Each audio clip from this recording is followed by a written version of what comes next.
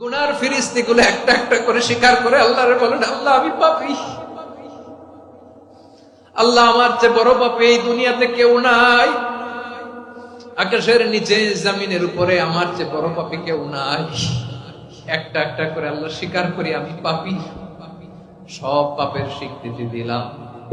পৃথিবী না জানো আমি তো জানি, আমি কি পাপ করেছি, হায় আমার পাপের করলে বিচার, বাঁচার আমার নাই উপায়।